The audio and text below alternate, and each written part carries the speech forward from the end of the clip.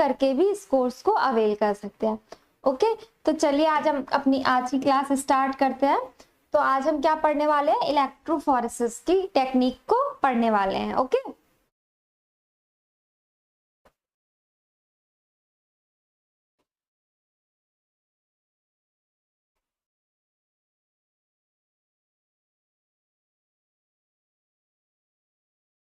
तो चलिए देखते हैं क्या होता है इलेक्ट्रोफोरेसिस। तो देखिए क्या है electrophoresis, migration of charge particle under an electric field. तो एक्चुअली इलेक्ट्रोफोरेसिस में हम क्या करते हैं, ये टेक्निक हम किस लिए यूज करते हैं, जैसे हमारे पास बहुत सारे मॉलिक्यूल्स होते हैं, डीएनए के, आरएनए के, प्रोटीन्स के, अगर उनको हमें सेपरेट करना है साइज या चार्ज के बेस पे, तो उसके लिए हम किसका यूज करते हैं, इलेक्ट्रोफोरेसिस का। ठीक है, तो मेनली इलेक्ट्रोफोरेसिस होती क्या है, migration of charge particle under an electric field. इसमें क्या किया जाता है, एक इलेक्ट्रिक फील्ड, एक वोल्टेज, एक करंट प्रोवाइड करवाया जाता है, जिसके बेस पे क्या होता है कि जो हमारे चार्ज पार्टिकल्स हैं वो फ्लो करते हैं। Okay, used for separating biological molecules, या हमारे बायोलॉजिकल मॉलिक्यूल्स को सेपरेट करने के लिए यूज होते हैं, जैसे कि आपका proteins, amino acid, peptides, nucleotides और न्यूक्लिक एसिड। तो अगर हमने प्रोटीन्स का या अमीनो एसिड, पेप्टाइड्स किसी का भी सेपरेशन करना है, तो हम उसके लिए क्या जनरली यूज करते हैं, electrophoresis. Molecules migrate towards the cathode और anode depending on their net charges. ठीक है, तो क्या होता है इलेक्ट्रोफोरेसिस में जनरली, इसका अगर एक सेटअप देखें तो हम क्या करते हैं, इसमें एक करंट प्रोवाइड और या इलेक्ट्रिक फील्ड प्रोवाइड कराने वाला हमारे पास सोर्स होता है, प्लस आपके क्या उसमें लगे होते हैं, कैथोड और एनोड लगे होते हैं। ठीक है, कैथोड और एनोड क्या, अब कैथोड और एनोड जब लगे होते हैं तो जो हमारा मॉलिक्यूल होता है, जैसा उसका चार्ज होगा उसके अकॉर्डिंग, थोड़ा स्लो समझाइए। ओके बट तो देखिए क्या है बेटा, इलेक्ट्रोफोरेसिस तो आप समझ गए। इलेक्ट्रोफोरेसिस में हम जनरली क्या करते हैं, अपने मॉलिक्यूल्स को सेपरेट करते हैं, बायोलॉजिकल जो भी मॉलिक्यूल्स हैं, किसके चार्ज के बेस पे या साइज के बेस पे, जैसे प्रोटीन्स है, हमारा अमीनो एसिड है। ठीक है, तो इस इलेक्ट्रोफोरेसिस में हम लोग क्या करते हैं, कैथोड और एनोड का यूज करते हैं। ओके,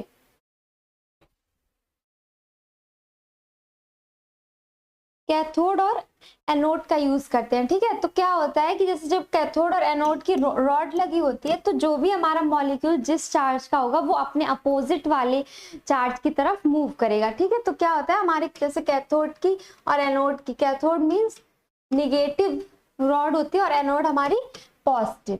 ठीक है, तो जो हमारा मॉलिक्यूल है अगर वो पॉजिटिव होगा तो पॉजिटिव वाले यहाँ रह जाएंगे, और अगर वो निगेटिव होंगे तो निगेटिव वाले एनोड की तरफ मूव करेंगे। ठीक है, तो ये जनरली प्रिंसिपल होता है हमारे इलेक्ट्रोफोरेसिस में। ओके, तो ये चीज समझ में आई कि इलेक्ट्रोफोरेसिस क्या होता है और हम इसका यूज किस लिए कर रहे हैं। अब हम चलते हैं अपनी नेक्स्ट स्लाइड पे। तो नेक्स्ट स्लाइड हमारी क्या है, बेसिक इक्विपमेंट्स। अब हमें बेसिक चीजें क्या क्या चाहिए अपनी इलेक्ट्रोफोरेसिस को कंडक्ट करवाने के लिए।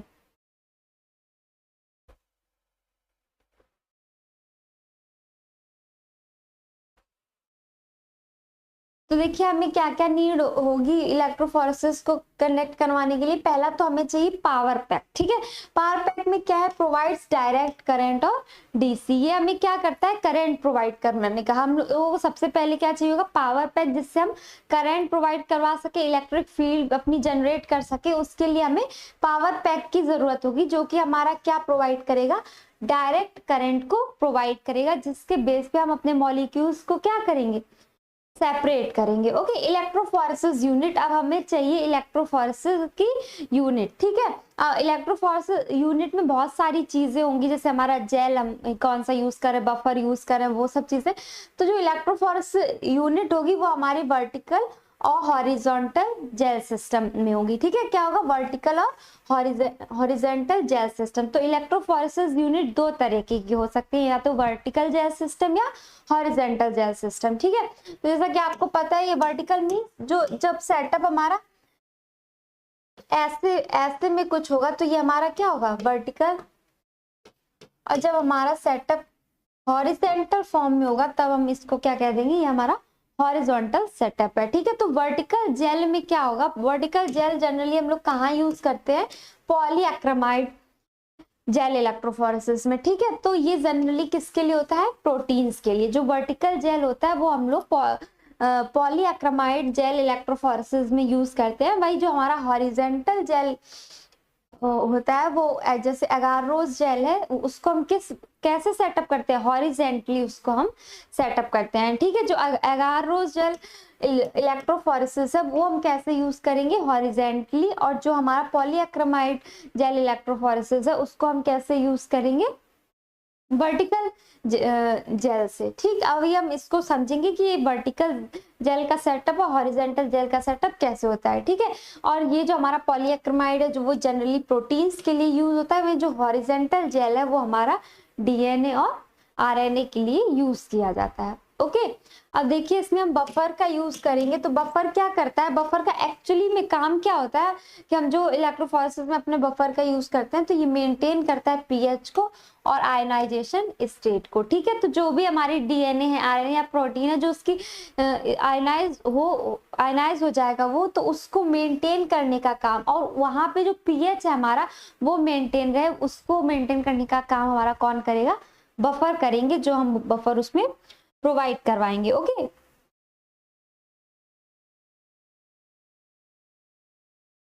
तो क्या क्या देखा हमने, पहले तो हमने समझा इलेक्ट्रोफोरेसिस हम लोग यूज क्यों कर रहे हैं। इलेक्ट्रोफोरेसिस हम लोग अपने बायोमोलिक्यूल्स को सेपरेट करने के लिए। इलेक्ट्रोफोरेसिस होता क्या, इलेक्ट्रिक फील्ड की प्रेजेंस में चार्ज पार्टिकल्स को सेपरेट करने की टेक्निक को ही हम इलेक्ट्रोफोरेसिस कहते हैं। ठीक है, अब हमें इलेक्ट्रोफोरेसिस कंडक्ट कराने के लिए किन किन चीजों की नीड है, तो हमें सबसे पहले चाहिए करंट का सोर्स जिससे हम करंट प्रोवाइड करवा सके। ठीक है, इलेक्ट्रोफोरेसिस की यूनिट हमें चाहिए वर्टिकल और हॉरिजॉन्टल जेल सिस्टम में। ठीक है, जैसे हमारा प्रोटीन है या वर्टिकल जेल है जो कि प्रोटीन्स के लिए प्रोवाइड कराया जाता है, हॉरिजॉन्टल जेल है जो कि डीएनए और आरएनए के लिए प्रोवाइड किया जाता है। वहीं हमें बफर की जरूरत पड़ती है जो क्या करता है, हमारे पीएच को मेंटेन करता है। ठीक है, बफर जो हमारा होता है वो क्या करता है कि जो हमारे मॉलिक्यूल्स होते हैं उनके पीएच को मेंटेन करके रखता है। ठीक है, ताकि जो भी जेल हमने प्रोवाइड किया है उसके पीएच में क्या हो, ऊपर नीचे ना हो। ओके,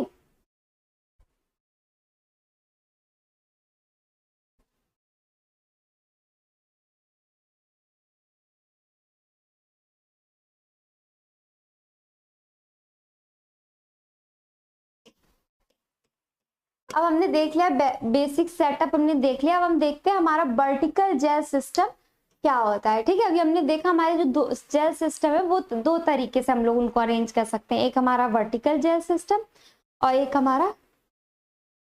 हमारा हॉरिजॉन्टल जेल सिस्टम। ओके, तो वर्टिकल जेल सिस्टम में क्या होता है, gel formed between two glass plates separated by spacer. तो वर्टिकल जेल सिस्टम में क्या होता है, दो ग्लास प्लेट्स होती है जो कि आपकी कैसे अरेंज होती हैं, वर्टिकली अरेंज होती हैं। ठीक है, जो कि क्या होती है, वर्टिकली अरेंज्ड होती हैं। और यहाँ पे हमारा क्या होता है, हम यहाँ पे अपने इलेक्ट्रोफोरेसिस का सेटअप करते हैं। बफर वर्क कैसे करता है, तो बफर के वर्क करने का एक प्रोसेस होता है। उसमें क्या होता है कि जैसे हमारे बेसिस होते हैं और उसके जो हमारे बेसिस होते हैं, ठीक है ना, या उसके कंजुगेट एसिड बना लेता है, या जो एसिड होते हैं उनका कंजुगेट बेस बना के वो क्या करता है, पीएच को मेंटेन करने का काम करता है। ठीक है, अगर कोई एसिड प्रेजेंट है तो उसका क्या बना लेगा, कंजुगेट बेस फॉर्म कर लेगा, या कोई बेस है तो उसका कंजुगेट एसिड बना लेगा। इस तरीके से वो क्या करेगा, पीएच को मेंटेन करेगा। ठीक है,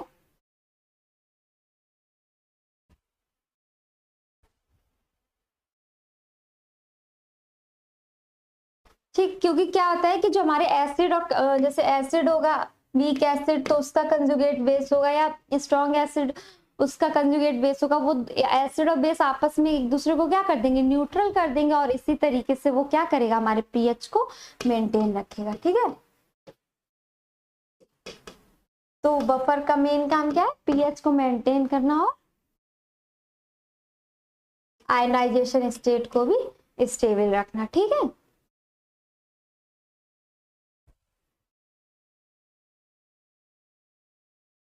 तो अब देखिए क्या, gel formed between two glass plate separated by spacer. तो अब वर्टिकल जेल सिस्टम समझ में आ कि जो हमारा जेल सिस्टम का अरेंजमेंट होगा वो कैसे होगा, वर्टिकली होगा, ठीक है। उसमें क्या होगा कि क्या नाम आपका, दो ग्लास प्लेट्स होंगी और उनके बीच में सेटअप किया जाएगा। Comb creates well for samples. अब कॉम्ब क्या करेंगे, वेल्स क्रिएट करेंगे जिसमें हम अपने सैंपल को पुट करेंगे, ठीक है। जैसे ये वर्टिकल सिस्टम है और यहाँ पे क्या है, ये हमारे वेल्स बनाए जाएंगे, इनमें हम क्या करेंगे, अपने सैंपल को पुट करेंगे, जिसको हमें क्या कराना है, जिसको हमें सेपरेट कराना है, ठीक है। ये हमारी क्या होंगी, यहाँ पे हम अपने सैंपल को पुट करेंगे, हमारे वेल्स है, ओके। फिर क्या होगा, cooling system by lower buffer tank. अब हम इसमें कूलिंग सिस्टम को भी प्रोवाइड करवाएंगे, क्योंकि जब हम करंट पास करेंगे तो क्या होगा, जो हमारे सिस्टम का टेम्परेचर है वो बढ़ेगा, तो इस वजह से हम क्या करेंगे, कूलिंग सिस्टम भी प्रोवाइड कराएंगे। और जनरली वर्टिकल जेल सिस्टम का साइज क्या होता है, 8.5 centimetre into 5 centimetre, 0.5 to 1 millimetre mini gel, ठीक है। ये जनरल एक कॉमन साइज है जो कि हम लोग वर्टिकल जेल सिस्टम में यूज करते हैं, ठीक। तो हमने क्या देखा कि हमारे इलेक्ट्रोफोरेसिस में हम दो तरीके के अपने जेल को दो तरीके से अरेंज कर रहे हैं, एक वर्टिकली और एक हॉरिजेंटली। तो जो वर्टिकली है वो हमारा पॉलीएक्रोमाइड जेल इलेक्ट्रोफोरेसिस में जनरली प्रोटीन के लिए हम लोग यूज करते हैं। वहीं जो हमारा हॉरिजेंटल जेल सिस्टम है वो हम किसमें, एगार रोज जेल में यूज करते हैं, डीएनए और आरएनए की सेपरेशन के लिए, ठीक है। तो वर्टिकल जेल सिस्टम में हमने देखा कि क्या होगा, हमारे दो ग्लास के बीच में स्पेसर के द्वारा डिफरेंस होगा, वहां पे हमारे वेल्स प्रेजेंट होंगे जिसमें हम अपने सैंपल को लोड करेंगे, ओके।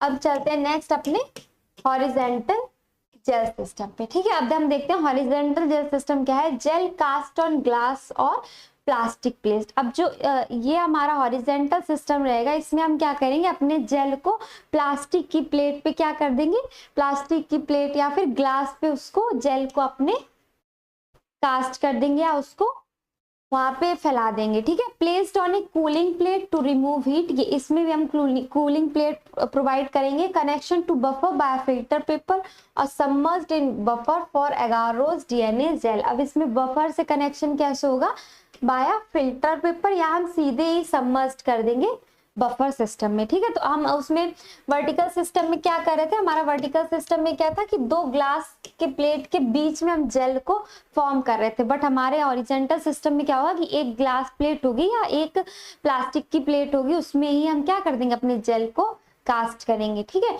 ये हमारा क्या होगा, ये हमारा हॉरिजॉन्टल जेल सिस्टम होगा, ओके। अब इसमें हम क्या करेंगे, कूलिंग प्लेट को भी प्रोवाइड कराएंगे, प्लस आपका बफर से कैसे होगा कनेक्शन, बाया फिल्टर पेपर, या हम सीधे ही बफर में सबमर्ज्ड कर देंगे। ये देखिए, ये जो आपका एक डायग्राम दिखाया गया, ये क्या है, ए टिपिकल हॉरिजॉन्टल एपरेटस। ये कैसा है, ये हॉरिजॉन्टल जेल सिस्टम को का एक आपको डायग्राम दिखाया गया। ये हमारा क्या है, ये हमारा कवर है, ठीक है। यहाँ पे हमने ये इलेक्ट्रोड प्रोवाइड करवाई, ये हमारी कैथोड है, ठीक है।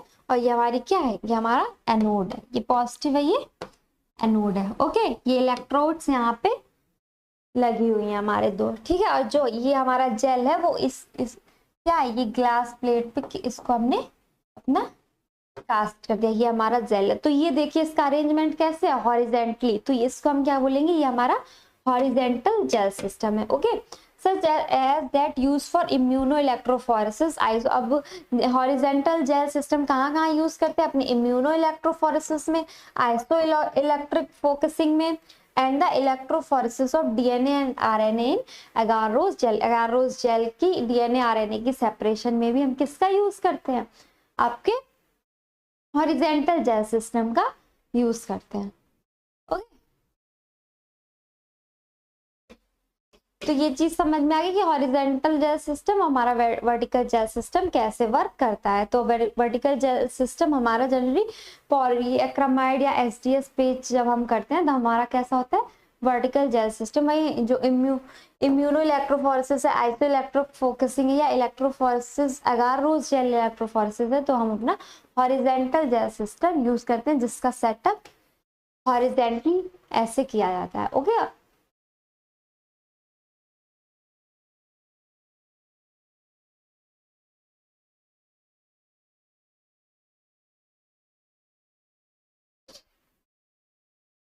तो ये चीज समझ में आ गई।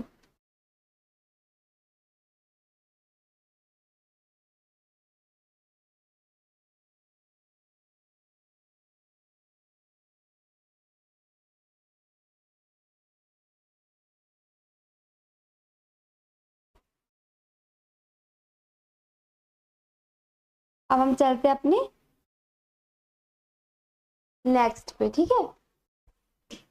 अब हम आगे देखते हैं क्या है हमारा basic of separation, basis of separation. तो देखिए अब हमें ये देखना है कि हम सेपरेशन किस बेस पे करेंगे अपने बायोमोलिक्यूल्स का, ठीक है। तो separation due to differences in charge molecules with different net charges. तो सबसे पहले सेपरेशन हमारा किसके बेस पे होगा, चार्ज के बेस पे, ठीक है। तो जैसा चार्ज है वो उसके अपोजिट इलेक्ट्रोड पे मूव कर जाएगा, ठीक है। तो सबसे पहला सेपरेशन किस बेस पे होगा हमारा, चार्ज के बेस पे। वहीं दूसरा हमारा साइज और शेप अफेक्ट फ्रिक्शनल कॉफिशिएंट। दूसरा हमारा क्या है, साइज और शेप के बेस पे भी क्या होता है डिफरेंस। हम जो अगार रोज जेल इलेक्ट्रोफोरेसिस करते हैं डीएनए में, तो उसमें क्या होता है स्मॉल वाले जो फ्रेगमेंट्स होते हैं वो आगे पहुंच जाते हैं ना। तो साइज और शेप के बेस पे भी हम लोग क्या करते हैं, सेपरेशन करते हैं। अफेक्ट्स फ्रिक्शनल कॉफिशिएंट, साइज और शेप के बेस पे कैसे सेपरेशन होता है, क्योंकि यहाँ पे क्या लगने लगता है, फ्रिक्शन लगने लगता है, ठीक है। ये चीज हम आगे समझेंगे कि कैसे यहाँ पे फ्रिक्शन वर्क करता है। तो उस पेज पे क्या होता है कि जिसका साइज ज्यादा होगा वो कम मूव कर पाएगा, जिसका साइज कम होगा वो कम फ्रिक्शन फोर्स को फेस करेगा। ओके, अब क्या है आपका electrophoresis incomplete electrolysis stopped before molecule reach electrode, ठीक है। अब इलेक्ट्रोफोरेसिस में क्या होता है कि इनकम्प्लीट इलेक्ट्रोलाइसिस, पूरी इलेक्ट्रोलाइसिस इसमें नहीं होती है। ये क्या होता है, मॉलिक्यूल जब तक इलेक्ट्रोड पे, जनरली क्या होता है इलेक्ट्रोफोरेसिस में जो हमारा फ्रेगमेंट्स है वो पूरे इलेक्ट्रोड पे नहीं पहुंचते, बीच में ही क्या होता है उनको स्टॉप कर दिया जाता है ना, इनकम्प्लीट इलेक्ट्रोलाइसिस होती है, ठीक है। इलेक्ट्रोफोरेसिस का मेन वर्क क्या होता है, इसमें इनकम्प्लीट इलेक्ट्रोलाइसिस होती है जिसमें क्या होता है stopped before molecule reach electrode. तो आपने इलेक्ट्रोफोरेसिस अगर कभी देखी हो या सुना हो तो क्या होता है कि जो इलेक्ट्रोड्स हमारे लगे होते हैं तो उसमें मॉलिक्यूल्स पूरे इलेक्ट्रोड्स तक नहीं पहुंचते, क्या होता है हमारे इनकम्प्लीट इलेक्ट्रोलाइसिस की वजह से इलेक्ट्रोड से पहले ही वो स्टॉप हो जाते हैं ना, बस उसकी तरफ वो मूव करने लगते हैं और उस बेस पे हम क्या करते हैं सेपरेशन अपना कर लेते हैं, ठीक है। तो हमारा सबसे पहले सेपरेशन किस बेस पे है, चार्ज के बेस पे, कि हमारा चार्ज कैसा है मॉलिक्यूल का, फिर उसका साइज और शेप कैसा है उस बेस पे हम इस पे क्या करते हैं अपने बायोमोलिक्यूल का सेपरेशन करते हैं। ओके, फिर आपका क्या है विजुअलाइजेशन, ठीक। अब हमने सेपरेशन कर लिया अपने फ्रेगमेंट्स को, अपने डीएनए को या आरएनए को, अपने बायोमोलिक्यूल्स को सेपरेशन कर लिया। अब हमें उसको विजुअलाइज करना है, देखना है, तो हम उसके लिए क्या करते हैं, उनके जो बैंड्स हमें मिलते हैं जेल में उनको हम क्या करते हैं, उनको डाइस से क्या करते हैं स्टेन कर देते हैं, ठीक है। स्टेनिंग के थ्रू विजुअलाइजेशन कर सकते हैं या आपका ऑटो रेडियोग्राफी के थ्रू भी विजुअलाइजेशन कर सकते हैं, जो कि हम जो सैंपल हमारे रेडियो लेबल्ड होते हैं उन सैंपल्स के लिए हम क्या करते हैं ऑटो रेडियोग्राफी का यूज करते हैं। नहीं तो जनरली हम लोग किस चीज का यूज करते हैं विजुअलाइजेशन के लिए, उनके बैंड्स को विजुअलाइज करने के लिए हम किस चीज का यूज करते हैं स्टेनिंग का, ठीक है। स्टेनिंग विद डाइस का यूज करते हैं। आपने सुना भी होगा इथिडियम ब्रोमाइड, जो हम अगार रोज जेल से डीएनए का सेपरेशन करते हैं तो हम क्या इथिडियम ब्रोमाइड का यूज करते हैं ताकि वो क्या हो, ये एक स्टेन है ताकि वो हमें विजुअलाइज हो सके, है ना। तो विजुअलाइजेशन के लिए हम लोग स्टेनिंग और आउटो रेडियोग्राफी का यूज करते हैं। ओके,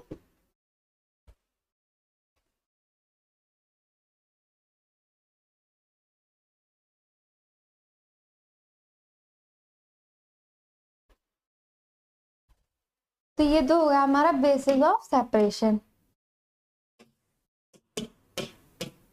अब देखिए इलेक्ट्रोफोरेटिक मोबिलिटी। अब कुछ हमारे टर्म्स हैं जिनको हमें इलेक्ट्रोफोरेसिस में जानना बहुत इंपॉर्टेंट है, ठीक है। तो हमने अभी बताया था ना कि आपका फ्रिक्शनल फोर्स लगता है, उसमें क्या होता है साइज के बेस पे भी सेपरेशन हो जाता है, तो हम उस चीज के बारे में डिस्कस करेंगे। तो क्या है आपका इलेक्ट्रोफोरेटिक मोबिलिटी। तो देखिए जो वेलोसिटी है हमारे मॉलिक्यूल किस वेलोसिटी से मूव करेगा उसके लिए हम क्या यूज करते हैं, v is equals to E Q upon F, ठीक है। v is equals to E Q upon F, है ना, where f is the frictional coefficient. अब यहाँ पे f क्या है हमारा फ्रिक्शनल कॉफिशिएंट। जितना फ्रिक्शनल कॉफिशिएंट ज्यादा, जितना वो फ्रिक्शन फेस करेगा उतना ही हमारा जो मॉलिक्यूल होगा वो क्या होगा, स्लो मूव करेगा। और जितना फ्रिक्शन फोर्स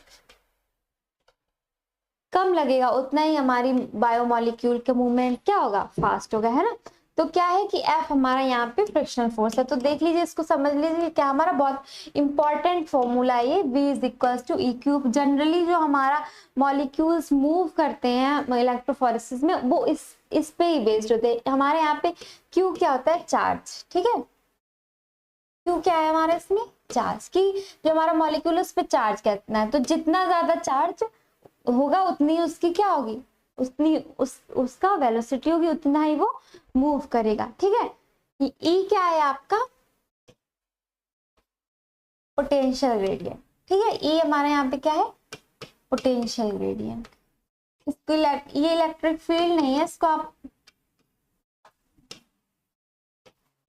ऐसे समझ सकते हैं, E equals to V upon D. यहाँ पे ई क्या है हमारा,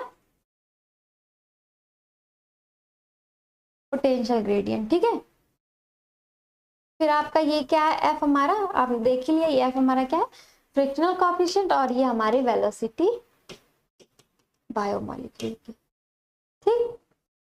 तो क्या होगा, आप देखिए हम इस पे आपको इस फॉर्मूले से क्या समझ में आया कि अगर हमारा चार्ज ज्यादा होगा तो हमारा मूवमेंट ज्यादा होगा। अगर हम फ्रिक्शन फोर्स ज्यादा फेस कर रहा है हम क्या नाम मॉलिक्यूल, तो क्या होगा, तो हमारा वेलोसिटी जो होगी उसका मूवमेंट कम हो जाएगा। अब फ्रिक्शनल फोर्स किस मॉलिक्यूल के लिए ज्यादा लगेगा, किस मॉलिक्यूल के लिए कम, तो ये हम कैसे समझ सकते हैं कि देखिए क्या होता है हमारा frictional coefficient equals to 6 pi eta R, ठीक है। ये एक आपका फॉर्मूला होता है, F equals to 6 pi eta R P. यहाँ पे 6 पाई क्या है आपका कांस्टेंट है, ये आपकी क्या है विस्कोसिटी, ये आपकी क्या है जेल में जैसी विस्कोसिटी होगी उस पर भी डिपेंड करेगा, प्लस आपकी आर क्या है, रेडियस, ठीक। तो अब ये क्या है हमारी यहाँ पे रेडियस। अब जहां पे रेडियस आ गई वहां पे क्या आ गया, साइज। तो रेडियस और फ्रिक्शनल कोएफिशिएंट कैसे कनेक्टेड है, डायरेक्टली। जितना ज्यादा रेडियस उतना ज्यादा फ्रिक्शनल कोएफिशिएंट, और जितना ज्यादा फ्रिक्शनल कोएफिशिएंट उतनी ज्यादा उसकी वेलोसिटी कम, क्योंकि यहाँ पे ये कैसे कनेक्टेड है, इनवर्सली, है ना। तो फिर इससे हमें क्या पता लगा कि अगर हम इसको ऐसे भी लिख सकते हैं ना, ठीक। तो अब हमारा साइज अगर ज्यादा होगा तो क्या होगा, उसका मूवमेंट कम होगा, और साइज अगर कम हो गया तो क्या होगा, उसका मूवमेंट ज्यादा होगा, ठीक है। तो ये आप चीज समझ में आई कि वो फ्रिक्शनल कोएफिशिएंट पे कैसे डिपेंड कर रहा था, कैसे वो साइज के बेस पे हमारा इलेक्ट्रोफोरेसिस सेपरेशन करता है ना। अब हमने जो टर्म लिखा है इलेक्ट्रोफोरेटिक मोबिलिटी उसको भी समझते हैं। More commonly the term electrophoretic mobility, इसको म्यू से डिनोट करते हैं, ठीक है, of an ion is used which is the ratio of velocity of the ion to the field strength, ठीक। क्या हुआ, ये जो हमारा यहाँ पे है, ये अगर हम इसको ऐसे लिख दें तो ये टर्म हमारा क्या कहलाएगा, इलेक्ट्रोफोरेटिक मोबिलिटी, ठीक है। तो ये हमारा क्या है, इलेक्ट्रोफोरेटिक मोबिलिटी, ठीक। When a potential difference is applied, therefore molecule with different overall charges will begin to separate owing to their different electrophoretic mobilities। तो क्या हुआ, जब भी हम कोई पोटेंशियल डिफरेंस लगाएंगे तो क्या होगा, हमारे मॉलिक्यूल जो है with different overall charges will begin to separate, वो अपना सेपरेशन करने लगेंगे, ठीक है। अब यहाँ पे पोटेंशियल डिफरेंस मीन्स क्या, पोटेंशियल डिफरेंस हमारा क्या है, वोल्टेज, ठीक है।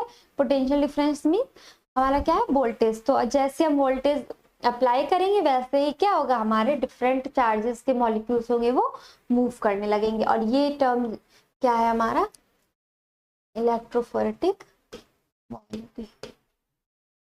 ठीक है।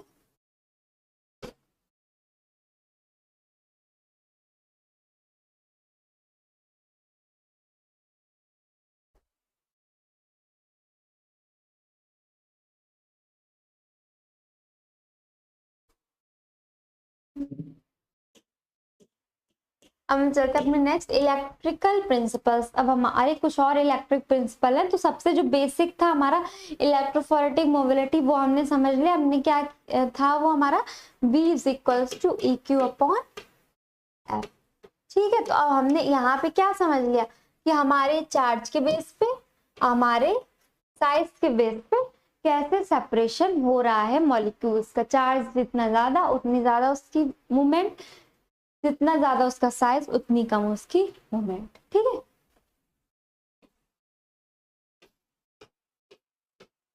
अब क्या है हमारा ये ओम्स लॉ, ये तो सबने ही देखा होगा, I equals to V upon R. ठीक है, या इसको V equals to I R भी लिखते हैं। तो क्या हुआ, increasing voltage increases current faster migration. तो ओम्स लॉ क्या हमें बताता है कि इसमें हम क्या करते हैं,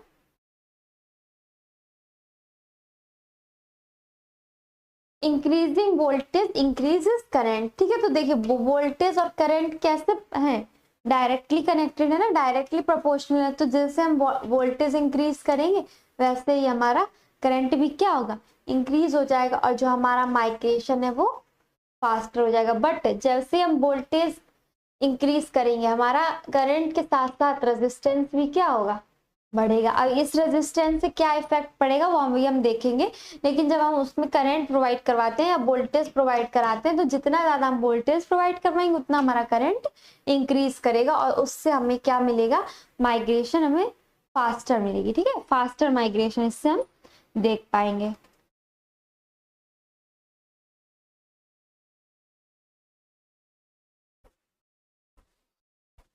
ठीक है।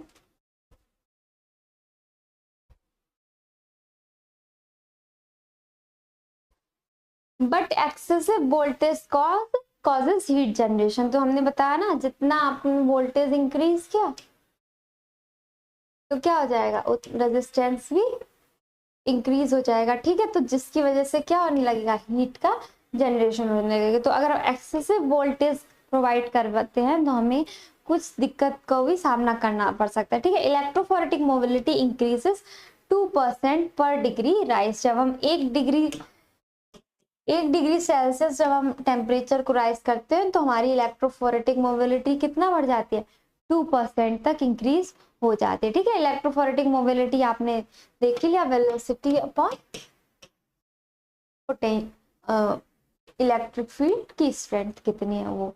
ठीक है। तो क्या हुआ कि यहाँ पे अब हमने देखा कि हमारे वोल्टेज से भी कैसे कनेक्टेड है इलेक्ट्रोफोरेसिस, कि जैसे ही हम अपना वोल्टेज इंक्रीज करेंगे हमारा करंट भी इंक्रीज हो जाएगा, माइग्रेशन फास्टर हो जाएगा। माइग्रेशन तो फास्टर होगा, बट अभी हमें इससे क्या देखना देखना को मिलेगा कि हमारा रेजिस्टेंस भी इंक्रीज हो रहा है। अब जब रेजिस्टेंस हमारा इंक्रीज होगा तो हमें क्या, हमारा वहां पे हीट का जनरेशन होने लगेगा। ठीक है। और हमारी जो एक बेसिक चीज है वो इलेक्ट्रोफोरेटिक मोबिलिटी वो हमारी कितनी बढ़ती है, अगर हम 1 डिग्री सेल्सियस अपना टेम्परेचर इंक्रीज कर दें तो अप्रोक्स वो 2% तक हमारी इंक्रीज हो जाती है।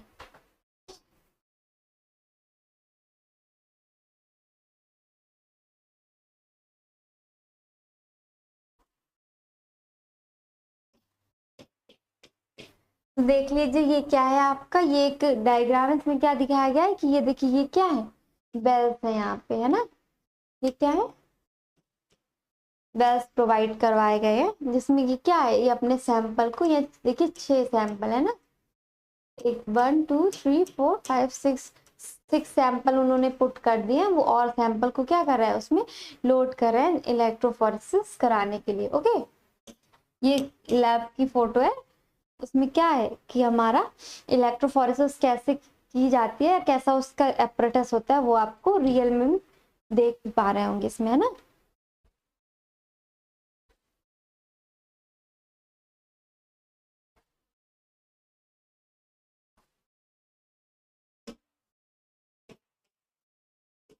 आगे जाने से पहले बता दूं, हमारे TLS ऑनलाइन में एक गेट बायोटेक्नोलॉजी का कोर्स चल रहा है, जो अभी आपको 50% ऑफ पे प्रोवाइड करवाया जा रहा है। गेट का जैसे कि आपको पता है एग्जाम आने वाला है, तो अपनी प्रिपरेशन को आप अभी स्टार्ट करने के लिए आप ये बैच अवेल कर सकते हैं। इसके रियल प्राइसेस आपके 7,999 है, बट अभी आपको ये 4,000 में with the validity of 6 month provide करवाया जाएगा। इतने मिनिमल अमाउंट में आपको सारी फैसिलिटीज में प्रोवाइड करवाई जाएंगी। आपकी live audio visual classes plus live doubt clearing sessions, और जो बच्चे कॉलेज से अपनी प्रिपरेशन कर रहे हैं उनके लिए यहाँ पे recorded 600+ hour of recorded lectures भी प्रोवाइड करवाए जाएंगे। और अपनी प्रिपरेशन को बूस्ट अप करने के लिए आपके पास full length mock test, unit test और PYQs के वीडियो सॉल्यूशन इसमें दिए जाएंगे। इस आपका पूरा कंप्लीट सिलेबस कवर किया जाएगा, जिसमें आपका biochemistry, microbiology, bioprocess, bioinformatics, techniques, maths और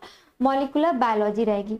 और कोई क्वेरी के लिए आप हमारे कॉन्टैक्ट नंबर 9919149001 पे कॉन्टैक्ट कर सकते हैं। नहीं तो आप हमारी साइट www.triyambak.org पे भी जाके ये ऑफर अभी अवेल कर सकते हैं। ओके, तो अब हम देखते हैं हीट जनरेशन। तो हमने देखा क्या, V = IR, जहाँ पे हमने क्या था, जब हम वोल्टेज इंक्रीज कर रहे थे तो हमारा करंट और रेजिस्टेंस दोनों इंक्रीज हो रहा था।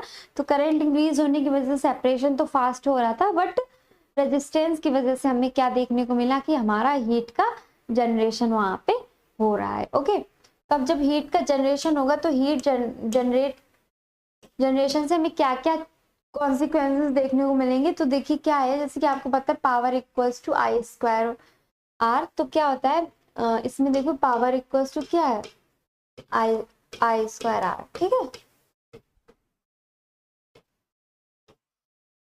तो जो हमारा करंट की पावर 2 डायरेक्टली किसके प्रोपोर्शनल है, पावर के प्रोपोर्शनल है, ठीक है। तो अब इसमें क्या हमें देखने को मिलेगा कि हीटिंग से इफेक्ट क्या क्या हो रहा है। अगर हमारी हीट कट जा रहा है तो क्या होगा कि डिफ्यूजन इंक्रीज हो जाएगा, और जब हमारे बायोमोलिक्यूल्स का डिफ्यूजन इंक्रीज हो जाएगा तो जो हमें बैंड्स मिलेंगे अपने जेल में, वो क्या होंगे, वो बैंड्स की जो थिकनेस होगी वो क्या हो जाएगी, इंक्रीज कर जाएगी। Okay, convention current, mixing of band, अब इसमें क्या हो जाएगी, कन्वेंशन करंट भी देखने को मिलेगा, ठीक है। तो कन्वेंशन करंट क्या होता है कि ऐसा करंट जो हमारे सैंपल में क्या है, हमारे बफर्स भी प्रेजेंट है, जेल भी प्रेजेंट है, अब उनकी वजह से क्या है, कुछ कन्वेंशन करंट, जो करंट हमने प्रोवाइड नहीं किया है बट वो कुछ कन्वेंशन करंट खुद से बन गया है, तो उनकी वजह से क्या हो जाएगा, मिक्सिंग ऑफ बैंड्स भी देखने को मिल सकते हैं। कैसे क्या हुआ कि हमारा रेजिस्टेंस इंक्रीज हुआ, जब रेजिस्टेंस इंक्रीज हुआ हीटिंग हुई, हीट हुआ तो हीट होने से क्या होगा कि हमारे कन्वेंशन करंट बढ़ने के चांसेस हैं, ठीक है। अब कन्वेंशन करंट के लिए क्या हो जाएगा, अब जैसे कन्वेंशन करंट इंक्रीज होगा तो हमारे बैंड्स क्या हो जाएंगे, मिक्स होना स्टार्ट हो जाएंगे, ठीक है। अब जब हमारे बैंड्स मिक्सिंग ऑफ बैंड्स दिखने लगेंगे तो हम उससे अपना करेक्ट डेटा फाइंड आउट नहीं कर पाएंगे। ओके, प्रोटीन डीनेचुरेशन, हीटिंग की वजह से हम जो अगर प्रोटीन हमारी डीनेचुरेट भी कर सकती है। Decrease buffer viscosity, reduced resistance, अब हम इसको कैसे ओवरकम कर सकते हैं, तो अगर हम बफर की विस्कोसिटी को कम कर दें तो क्या होगा, हमारा रेजिस्टेंस कम हो जाएगा। Use constant power supply and cooling system to control temperature, तो ये क्या है हमारे उसको ओवरकम करने के लिए सॉल्यूशन है कि अगर हीटिंग हो रही है तो हम उसको ओवरकम कैसे कर सकते हैं। क्योंकि हीटिंग से हमें क्या क्या देखने को मिला, हमारे जो बैंड्स हैं वो मिक्स कर जा रहे हैं, बैंड्स की ब्रॉडनिंग हो जा रही है। क्यों, क्योंकि उसमें वहां पे डिफ्यूजन इंक्रीज हो रहा है, प्लस आपका कन्वेंशन करंट भी फॉर्म हो जा रहा है, जिस वजह से क्या हो रहा है कि हमारे बैंड्स मिक्स हो जाएंगे। और एक और सबसे बड़ा प्रॉब्लम क्या है, हमारा प्रोटीन का डीनेचुरेशन, ठीक है। अगर हम प्रोटीन का सेपरेशन कर रहे हैं और हीटिंग हो जा रही है तो हमारी जो प्रोटीन है वो क्या हो जाएगी, डीनेचुरेट होने पे हमें उसका डेटा इनकरेक्ट मिलेगा, वो जो बैंड्स है वो हम करेक्टली डिफाइन नहीं कर पाएंगे। तो उसके लिए हमें क्या करना है, अगर हमारी हीटिंग हो जा रही है ज़्यादा करंट इंक्रीज करने पे या वोल्टेज इंक्रीज करने पे, तो हम अपने बफर की विस्कोसिटी को डिक्रीज कर सकते हैं, जिससे क्या होगा, हमारी रेजिस्टेंस भी डिक्रीज हो जाएगा। ओके, या आप कांस्टेंट पावर सप्लाई का यूज करिए प्लस कूलिंग सिस्टम भी। कूलिंग सिस्टम का क्या काम है, ये हमारे टेम्परेचर को कंट्रोल करता है, ठीक है। इसका मेन वर्क क्या है, ये हमारे टेम्परेचर को कंट्रोल करेगा। जो अभी हमने पहले देखा भी था कि वर्टिकल सिस्टम और हॉरिजेंटल दोनों सिस्टम में हम कूलिंग सिस्टम यूज कर रहे थे, तो ये हम इसीलिए यूज करते थे ताकि हम अपनी हीटिंग को अवॉइड कर सके। अगर हीटिंग होगी तो हम उतने अच्छे से सेपरेशन नहीं कर पाएंगे। ओके, नेक्स्ट क्या है, इलेक्ट्रो इंडो ऑस्मोसिस या इलेक्ट्रो ऑस्मोटिक फ्लो। तो इलेक्ट्रो इंडो ऑस्मोसिस या इलेक्ट्रो ऑस्मोटिक फ्लो एक टर्म में ये क्या होता है, इसको देखते हैं। इलेक्ट्रो इंडो ऑस्मोसिस या इलेक्ट्रो ऑस्मोटिक फ्लो, ठीक है। तो इलेक्ट्रो ऑस्मोटिक फ्लो का मीन्स क्या है, caused by charge groups on support medium, example paper, agarose या ग्लास। तो क्या होता है कि अब हमारे जो हमने सपोर्ट मीडियम प्रोवाइड किया है, जिसपे हमारे वो जिस जेल पे क्या होंगे, हमारे बायोमोलिक्यूल्स मूव करेंगे, उनके जो चार्ज ग्रुप होंगे उनकी वजह से क्या होने लगता है, इलेक्ट्रो ऑस्मोसिस देखने को मिल जाती है, ठीक है।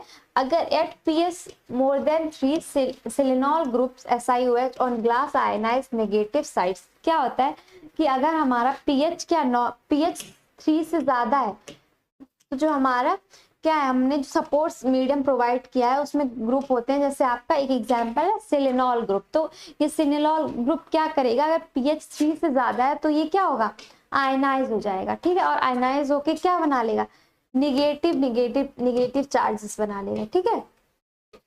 अब ये निगेटिव क्या वो करेंगे, cations near surfaces migrate to cathode. अब जो कैटायंस फॉर्म होंगे वो क्या करेंगे, माइग्रेट करेंगे कैथोड की तरफ, dragging solvents net flow towards cathode, ठीक है। तो क्या हुआ कि अभी हम हमारे जो सपोर्ट मीडियम था, तो सपोर्ट मीडियम में पीएच, जब हम सपोर्ट मीडियम के पास भी कुछ चार्ज ग्रुप होंगे, वो चार्ज ग्रुप अगर आयनाइज हो जाएंगे, तो आयनाइज होके क्या होगा, उन चार्ज ग्रुप में वो किसकी तरफ, अगर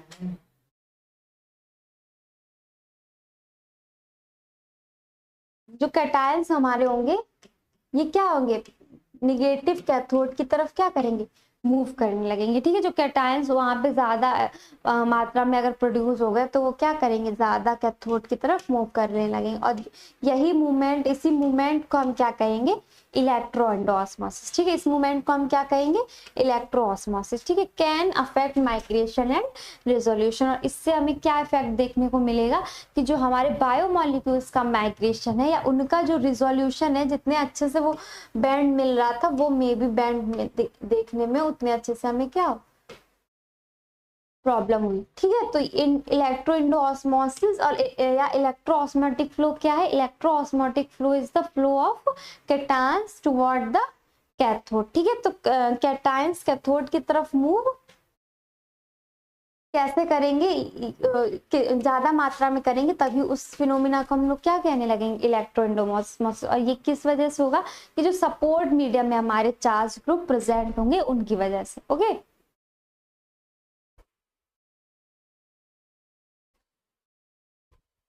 तो ये इतनी सी चीज समझ में आई।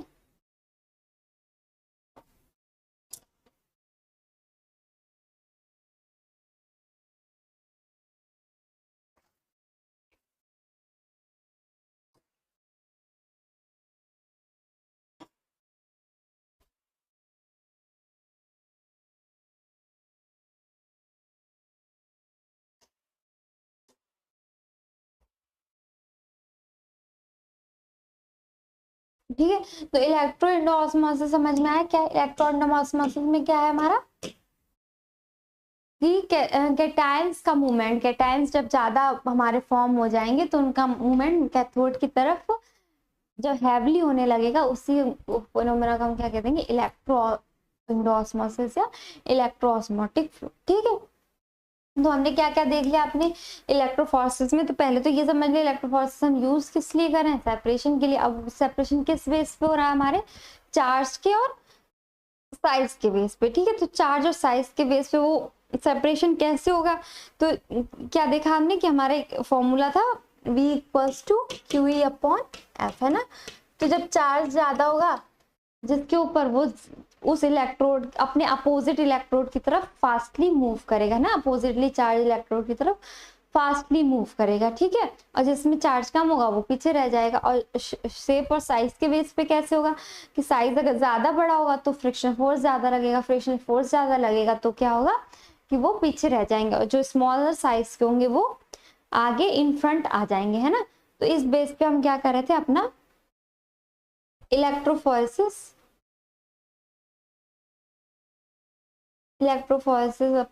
करा रहे हैं ना, ठीक है। फिर हमने क्या देखा कि हमारे सिस्टम भी दो तरीके के थे, वर्टिकल सिस्टम अरेंज कर सकते हैं, हॉरिजेंटली जेल सिस्टम हम यूज कर सकते हैं। तो वर्टिकली जेल सिस्टम में हमने क्या देखा कि हमारा वर्टिकल जेल सिस्टम में अब पॉलीएक्रोमाइड जेल इलेक्ट्रोफोरेसिस है, ये जो कि प्रोटीन्स के लिए जनरली यूज होते हैं, उसको हम वर्टिकली, उसमें क्या होता है हमारे दो ग्लास प्लेट्स के बीच में हम पुट करते हैं। वही हमारे हॉरिजेंटली में क्या होगा कि हम ग्लास पे अपने जेल को कास्ट कर देते हैं और उस पे मूव करवाते हैं। अब हमने अपना क्या नाम सपोर्ट मीडियम दिया है, ठीक है, बफर प्रोवाइड करवाया है ना। अब बफर का काम क्या है कि वो पीएच को मेंटेन कर रहा है ताकि पीएच चेंज ना हो, क्योंकि जो प्रोटीन्स हैं वो पीएच पे भी डिपेंड करते हैं, उनके चार्जेस पीएच पे भी डिपेंड करते हैं। जो एक हमारा होता है ना आइसो इलेक्ट्रिक पॉइंट, ये क्या होता है आइसो इलेक्ट्रिक पॉइंट, हमारा एक ऐसा पॉइंट होता है जहाँ पे जो हमारे प्रोटीन्स या फिर बायोमोलिक्यूल्स क्या है ज्विटर आयन में रहते हैं, मीन्स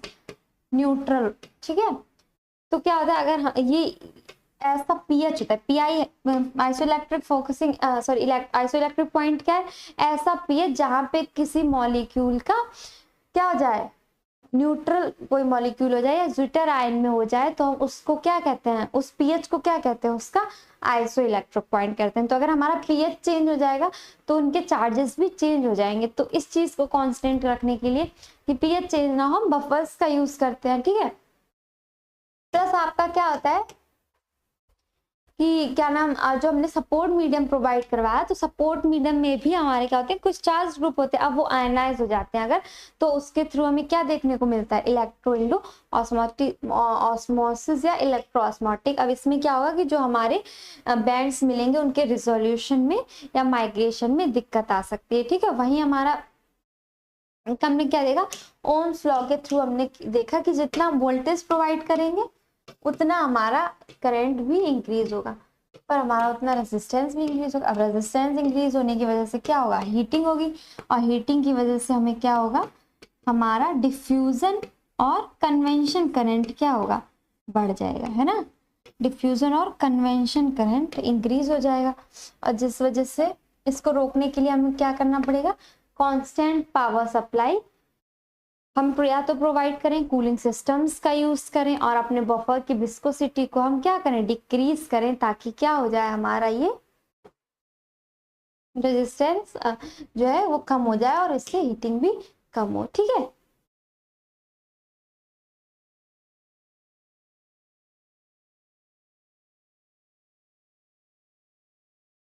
अब चलते हैं नेक्स्ट पे। तो देख लीजिए ये आपका क्या है इलेक्ट्रोऑस्मोटिक फ्लो, ये आपका क्या दिखाया गया इसमें इस डायग्राम में electroosmotic flow through a glass capillary, electrolyte cations are attached to the capillary wall, ठीक है। इलेक्ट्रोलाइट कैटायंस जो है वो क्या है हमारे किससे कैपिलरी वॉल से अटैच्ड है, forming an electrical double layer, और ये क्या बना रहे हैं इलेक्ट्रिकल डबल लेयर फॉर्म कर रहे हैं, ठीक है। तो ये हमारे क्या है ये कैटायंस हमारे क्या फॉर्म कर रहे हैं इलेक्ट्रिक डबल लेयर फॉर्म कर रहे हैं। When a voltage is applied the net movement of electrolyte solution toward the cathode is known as electroosmotic flow. तो जब हम वोल्टेज को अप्लाई करेंगे the net movement of electrolyte solution, जो भी हमारा इलेक्ट्रोलाइट सॉल्यूशन या जो सपोर्ट मीडियम हमने प्रोवाइड किया है वो अगर कैथोड की तरफ मूव करने लगे तो उसी फ्लो का हम उसको क्या कहेंगे आपका इंडोऑस्मोटिक फ्लो कहेंगे, ठीक है। तो देखिए इसमें आपको क्या ये आपके कैटायन और एनायंस किसके प्रेजेंट जो सपोर्ट मीडियम हमने प्रोवाइड करवाया वो आयनाइज हो गया। अब अगर वो आयनाइज हो जाता है तो ये तो हमारे इससे कैपिलरी वॉल से अटैच हो गए क्या नाम आपके एनायंस, ठीक है। एनायंस हमारे क्या है कैपिलरी वॉल से अटैच्ड हो गए। अब बच्चे कौन कैटायन, अब ये कैटायन क्या करेंगे कैथोड की तरफ मूव करेंगे, और कैथोड की तरफ जब ये मूव करेंगे तो हमें ऐसे महसूस होगा कि हमारा पूरा इलेक्ट्रोलाइट क्या है, कैथोड की तरफ नेट मूवमेंट कहाँ हो रहा है, कैथोड की तरफ हो रहा है। इसी नेट मूवमेंट को हम क्या कह देंगे, इलेक्ट्रो इंडोऑस्मोटिक फ्लो। ठीक है। Acidic selenol group impart negative charge on the bound wall, counter ion migrate towards cathode dragging solvent along। तो क्या हुआ हमारा इसमें कि जो हमारा सपोर्ट मीडियम में सिलेनॉल ग्रुप था, तो अगर हमने pH 3 से ज्यादा रखा है और वो अगर आयनाइज हो जाता है तो क्या होगा, जो ये कैपिलरी वॉल है इसको क्या कर रहा है, silicon impart negative charge on the wall. ये क्या कर रहा है, नेगेटिव चार्ज इसमें दे रहा है, सारे नेगेटिव चार्ज क्या हुए आके यहाँ पे बाइंड हो गए हैं। ठीक है। और इसके थ्रू हमारा क्या होगा, इंडोऑस्मोटिक फ्लो या इलेक्ट्रो इंडोऑस्मोटिक फ्लो। ठीक है।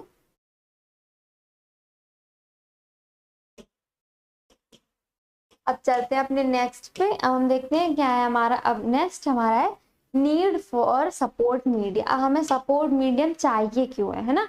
हमने देखा इलेक्ट्रो इंडोऑस्मोटिक फ्लो हो रहा है, उससे हमें हमारी जो क्या नाम बेड्स हैं वो क्या हो जा रहे हैं, इतने अच्छे रिजॉल्व नहीं हो सकते। तो सपोर्ट मीडियम की नीड क्यों है, हम ये देखेंगे ना।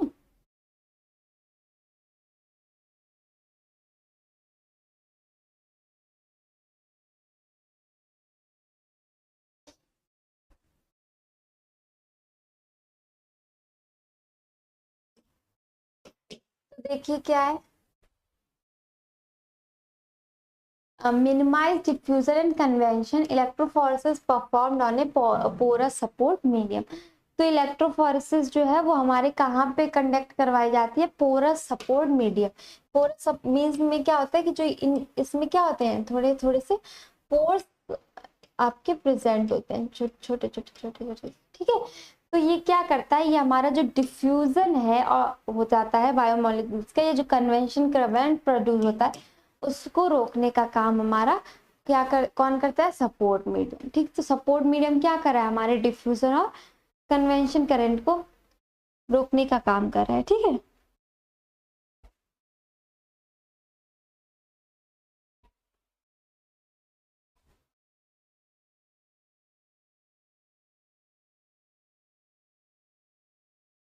तो सपोर्ट मीडियम की जरूरत क्या है हमें, minimize diffusion and convection electrophoresis performed on a porous support medium. ये कहाँ पे परफॉर्म किया जाएगा, पोरस सपोर्ट मीडियम में परफॉर्म किया जाएगा, जिससे आपका क्या हो, डिफ्यूजन और कन्वेंशन करंट रुक जाए। ठीक है।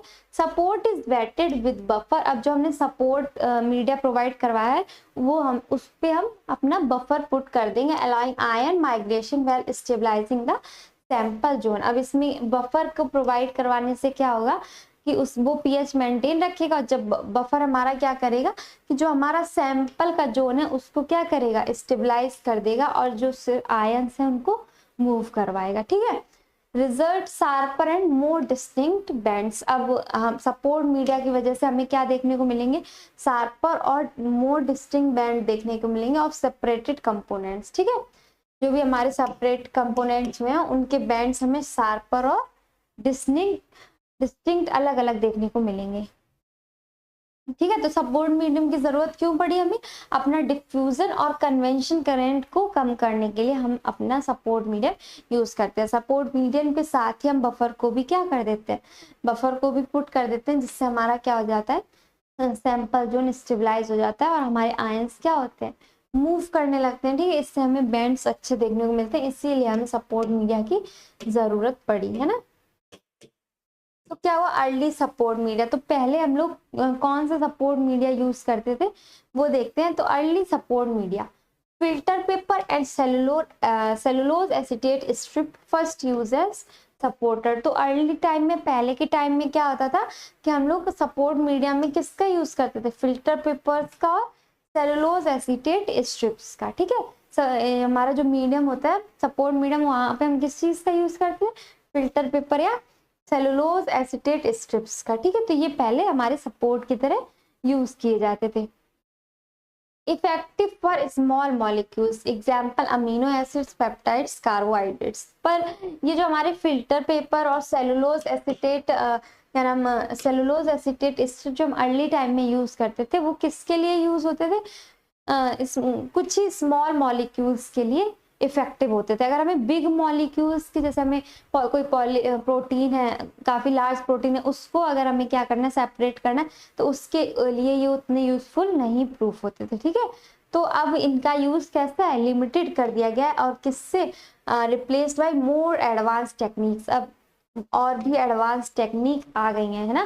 जैसे हम अब हम क्या यूज करने लगे, जेल सिस्टम यूज करने लगे एज अ सपोर्ट मीडियम। उस टाइम पे हम फिल्टर पेपर और सेलुलोज एसीटेट का यूज करते थे, बट उस वो हमारे किसके लिए इफेक्टिव नहीं थे, लार्ज मॉलिक्यूल्स के लिए वो उतने इफेक्टिव नहीं थे, इसलिए उनका यूज आज के टाइम पे क्या है, लिमिटेड कर दिया गया। और भी बहुत सारे मॉडर्न तरीके आ गए, बहुत मॉडर्न सपोर्ट मीडियम आ गए, है ना।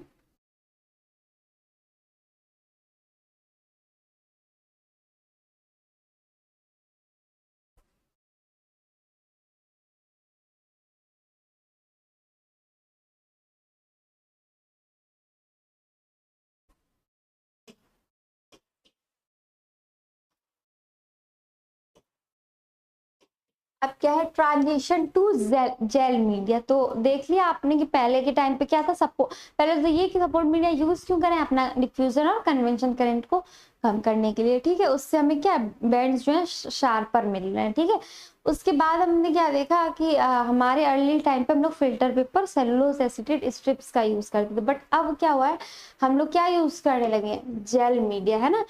पेपर और thin layer support poor for macromolecules, protein और न्यूक्लिक एसिड। तो हमने आपको बताया जैसे हमारा पेपर या थिन लेयर सपोर्ट जो हम यूज कर रहे थे वो हमारे मैक्रोमोलिक्यूल्स, जो हमारे मॉलिक्यूल्स लार्ज है उनके लिए उतने अच्छे नहीं थे। जैसे हमारा प्रोटीन्स हो गए, न्यूक्लिक एसिड हो गया, इनको वो उतने अच्छे से शार्पर बैंड्स प्रोवाइड नहीं करवा पा रहे थे। तो क्या हुआ, introduction of gel support greatly improved resolution. जब से हमारा जेल का यूज स्टार्ट हुआ, तब से हमारे क्या हुआ, रिजोल्यूशन देखने को, बैंड्स में क्या देखने को मिल गया, हम लोग रिजोल्यूशन अपने बैंड्स में देख सकते हैं ना। अर्ली जेल, तो अब जेल में भी बहुत टाइप होते हैं। तो पहले हम लोग किसका यूज करते थे, स्टार्च जेल का, है ना। तो अब पहले की जेल कौन सी थी हमारी, स्टार्च जेल। बट अभी क्या है, हमारे मॉडर्न जेल में आपका एगारोस जेल, जो कि काफी जनरली यूज किया जाता है, और हमारा पॉलीएक्रमाइड जेल। तो एगारोस जेल हमारे न्यूक्लिक एसिड जैसे डीएनए और आरएनए के लिए यूज होता है, वहीं हमारा पॉलीएक्रमाइड जेल प्रोटीन्स के लिए यूज किया जाता है। ओके,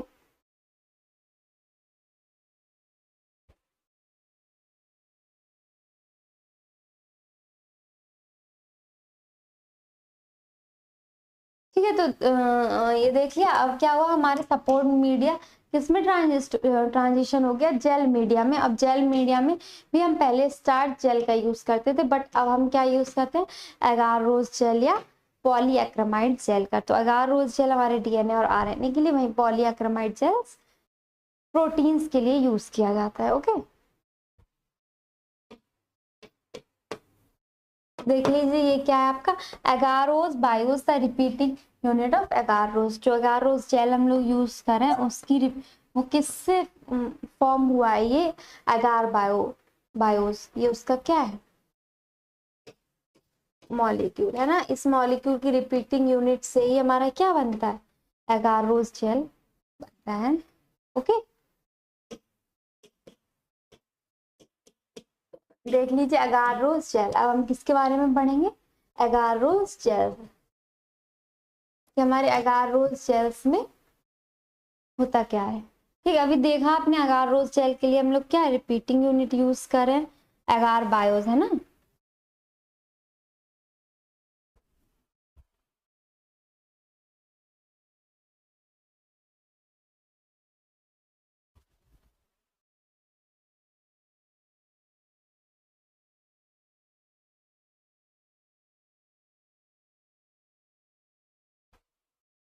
तो क्या हुआ, अब अगारोस जेल का आप वो देखिए स्ट्रक्चर और कंपोजिशन, ये क्या है, लीनियर पॉलीसेक्राइड है। एवरेज इसका साइज कितने, इसकी यूनिट्स रिपीटिंग अप्रॉक्स एक मॉलिक्यूल में 12,000, इसमें क्या होगी, 12,000 रिपीटिंग यूनिट्स प्रेजेंट होंगे। ओके, और ये हमारा क्या है, लीनियर पॉलीसेक्राइड, ठीक है। रिपीटिंग यूनिट क्या है हमारी, एगारोस बायोस, जो कि आपका किससे, एगारोस बायोस भी किससे मिलके बनी है, गैलेक्टोज और 3,6 एनहाइड्रो गैलेक्टोज से, ठीक है। गैलेक्टोज या 3,6 एनहाइड्रोस गैलेक्टोज से।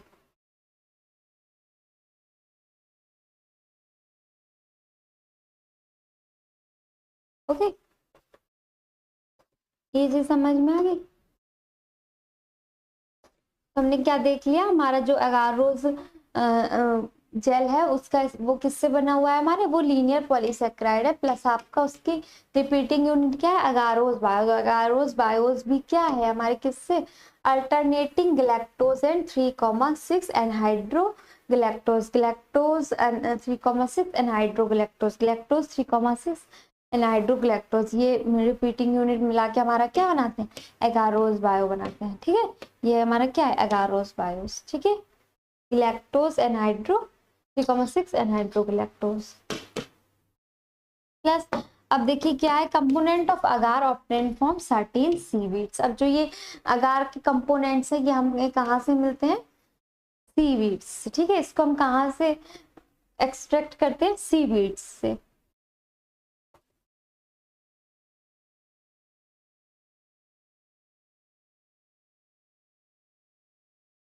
ओके, आगे बढ़े।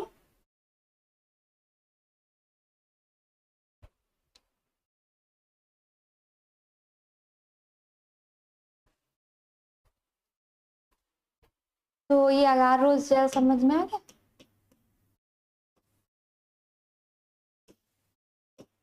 अब देखिए प्रिपरेशन एंड जेलिंग, अब हम इसकी प्रिपरेशन कैसे करते हैं, अगार हमने कहाँ से लिया, सीवीड से, उसके अगारोस बायोस उसका मॉलिक्यूल रिपीटिंग स्ट्रक्चर है जिसमें आपके गैलेक्टोज और 3,6 एनहाइड्रो गैलेक्टोज क्या है, रिपीटिंग यूनिट्स है, उससे हमारा क्या बनता है, अगारस एगारोस जेल बनता है, ठीक है।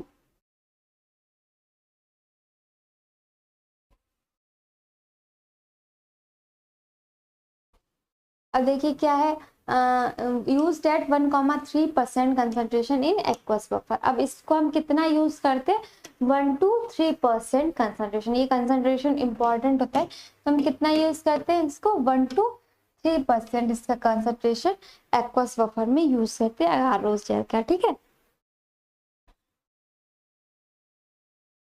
Gel formation due to inter and intra molecular hydrogen bonding. अब क्या है, ये जेल हमारा फॉर्मेशन कैसे हुआ, due to inter and intramolecular hydrogen bonding. अब जो ये रिपीटिंग यूनिट्स हैं ये कौन क्या बनाते हैं हमारे, इंटर और इंट्रामोलिकुलर हाइड्रोजन बॉन्ड बनाते हैं, ठीक है। Pore size depends pore size depends on agarose concentration. अब जो हमारा पोर साइज है वो किस पे डिपेंड होगा, अगारोस कंसंट्रेशन पे, कि अगारोस का कंसंट्रेशन कितना है। अगर कम कंसंट्रेशन होगा तो हमारे पोर साइज क्या होंगे, ज्यादा होंगे, तभी इनको बोला जाता है पोरस सॉलिड मीडिया का हम यूज करते हैं, ताकि कन्वेंशन करंट को क्या कर सके, रिड्यूस कर सके। वहीं अगर हाई कंसंट्रेशन होगा तो हमारे पोर साइज क्या होंगे, स्मॉल होंगे, ठीक है। ठीक, तो पोर साइज किस पे डिपेंड करेगा, अगारोस की कंसंट्रेशन पे। तो देखिए हम इसमें कितना कंसंट्रेशन इसका यूज कर रहे हैं, 1 to 3% कंसंट्रेशन उसका यूज कर रहे हैं। वहीं हमारा क्या है, जेल फॉर्मेशन कैसे हो रहा है हमारा, इंटर और इंट्रामोलिकुलर हाइड्रोजन बॉन्डिंग से। इसके पोर साइज किस पे डिपेंड कर रहा है, कम concentration large pores, high concentration small pores, ठीक है। हीटेड टू बॉइलिंग, हाँ उसकी प्रिपरेशन कैसे होती है, इसको क्या किया जाता है कि हीटेड टू बॉइलिंग, जब तक इसमें खौलने तक इसको हीट किया जाएगा, इसमें क्या बन जाएगा, क्लियर सॉल्यूशन बन जाएगा। अब इसको हम कूल करके क्या बना लेंगे, एक रिजिड जेल बना लेंगे, ठीक है। सीवीड की से जो हमने अगार ली उससे हमने अगारोस जेल को क्या किया, हमने उसको काफी हीट किया टिल कि वो बॉयल करने लगे। बॉयल करने के बाद उसको हम क्या कर लेंगे, जब तक वो क्लियर सॉल्यूशन नहीं बन जाता, क्लियर सॉल्यूशन बनने के बाद हम उसको कूल कर देंगे, ठीक है, कूलिंग डाउन कर देंगे। और कूलिंग डाउन करने के बाद वो हमारा क्या फॉर्म हो जाएगा, रिजिड जेल एक की तरह फॉर्म हो जाएगा। और उसी रिजिड जेल को हम अपने किसमें यूज करेंगे, अगारोस जेल इलेक्ट्रोफोरेसिस में as a support medium, okay.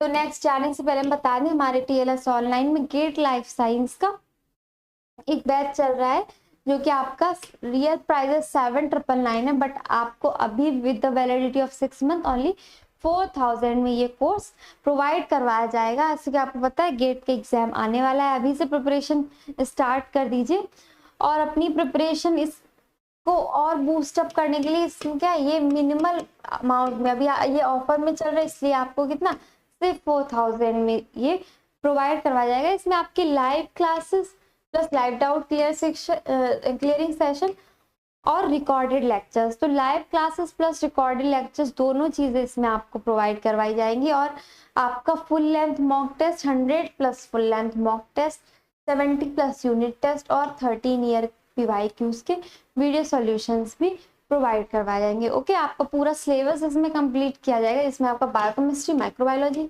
Zoology, food technology और बॉटनी रहेगा, है ना।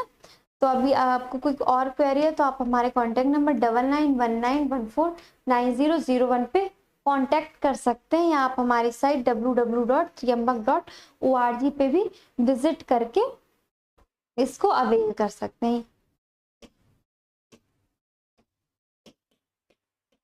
अब हम आते हैं अपनी नेक्स्ट पे। तो हमारा नेक्स्ट है प्योरिटी एंड चार्ज प्रॉपर्टी। तो अभी एगारोस जेल जो हमने देखा उसमें प्योरिटी कैसे आती है, उसकी प्रॉपर्टीज क्या है। तो देखिए इसेंशियली न्यूट्रल, ठीक है, हमारा जो जेल है वो इसेंशियली कैसा होता है, न्यूट्रल ही होता है, बट में कंटेन सब्सटीट्यूटेड ग्रुप। बट कभी कभी कुछ सब्सटीट्यूटेड ग्रुप जैसे कार्बोक्सिल, मिथोक्सिल, पायरुवेट, सल्फेट, ये सब प्रेजेंट हो सकते हैं। सब्सटीट्यूशन कॉज इलेक्ट्रोइंडोऑस्मोसिस, ठीक। तो अभी हमने इलेक्ट्रोइंडोऑस्मोसिस पढ़ा था, तो उसमें हमने क्या देखा था कि हमारे सपोर्ट मीडिया की वजह से क्या हो रहा है, इलेक्ट्रोइंडोऑस्मोसिस हो रही है ना। क्या हो रहा है कि जो हमारे आयंस है वो तो एक जगह पे बाइंड हो जा रहे हैं, पर जो हमारे कैटायंस है वो मास में कैथोड की तरफ मूव कर रहे हैं। तो हमें क्या लग रहा है कि हमारा पूरा इलेक्ट्रोलाइट्स एक ही तरफ मूवमेंट कर रहा है। इसी फिनोमेना को हमने क्या इलेक्ट्रोइंडोऑस्मोसिस है ना, एंड आयनिक इंट्रैक्शंस। तो इफ और बट अगर हमारे ये कुछ सब्सटीट्यूटेड ग्रुप प्रेजेंट होते हैं तो क्या हो जाता है, हमारा इलेक्ट्रोइंडोऑस्मोसिस देखने को मिलेगी। और आयन इंट्रैक्शंस मीन इसके आयन हमारे बायोमोलिक्यूल्स के आयन से इंटरेक्ट भी कर सकते हैं। Sold in various purity grades, lower sulphate to higher purity. अब जो हमारे जेल्स होते हैं वो बहुत सारी प्योरिटी रेट में प्रेजेंट होते हैं, ग्रेड्स में प्रेजेंट होते हैं। आपके लोअर सल्फेट से हायर प्योरिटी तक ये प्रेजेंट होते हैं, ठीक है। लोअर मतलब मार्केट जैसे आप इसको लेंगे तो ये आपके लोअर कम क्वालिटी के भी, कम प्योरिटी के भी मिलेंगे, हाई प्योरिटी के भी मिलेंगे, वो डिपेंड करेगा आपके वर्क पे, ठीक है।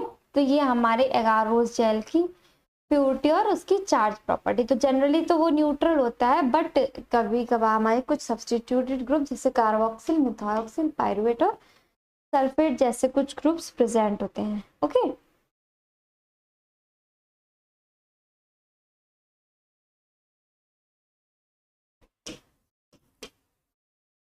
अब एगारोस जेल के एप्लीकेशंस क्या है। तो एप्लीकेशंस देखिए क्या है, electrophoresis of protein and nucleic acid. तो ये हमारा किस में वर्क कर रहा है, इलेक्ट्रोफोरेसिस प्रोटीन और न्यूक्लिक एसिड के लिए। फॉर प्रोटीन लार्ज पोर्स, हमें प्रोटीन्स के लिए लार्ज पोर्स चाहिए। जो हम पहले के टाइम में सपोर्ट मीडिया यूज कर रहे थे वो हमारे लार्ज मैक्रोमोलिक्यूल्स को उतने अच्छे बेंड्स नहीं प्रोवाइड करवा रहे थे। तो इससे क्या होता है, हमें लार्ज पोर्स मिलते हैं प्लस आपका मिनिमल हिंड्रेंस, ठीक है।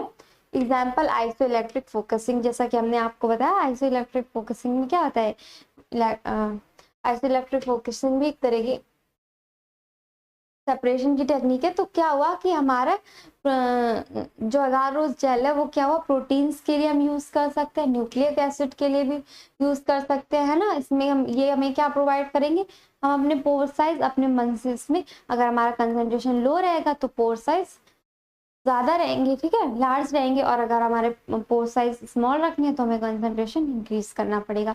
न्यूक्लिक एसिड के लिए pore size comparable to molecular size, fractionation possible. तो हम क्या कर सकते हैं, अब हमें न्यूक्लिक एसिड का अगर सेपरेशन करना है तो हमें पोर साइज मॉलिक्यूलर साइज के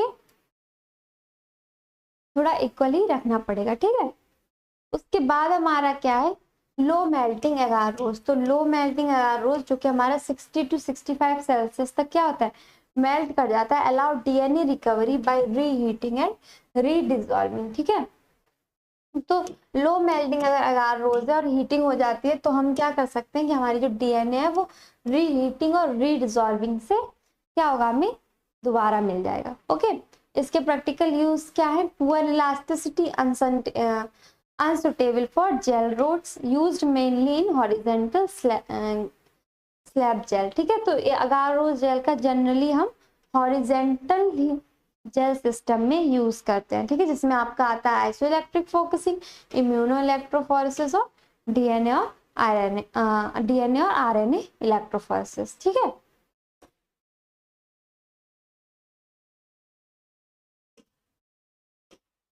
ओके,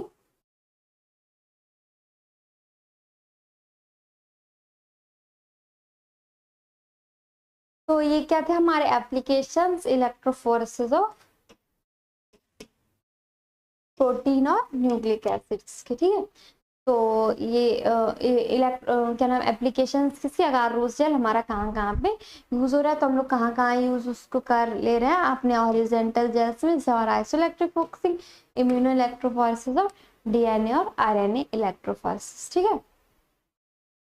तो ये चीज समझ में आ गई, अगारोज जेल हमारा कैसे फॉर्म हुआ, हम कहाँ से इसको लेके आए, सी बीड्स से, अगार की सी बीड से जनरली ये हमें मिलता है, प्लस इसमें कौन कौन से आपके मॉलिक्यूल, अगार बायोस इसकी क्या है, रिपीटिंग यूनिट है, जिसमें आपके गैलेक्टोज और 3,6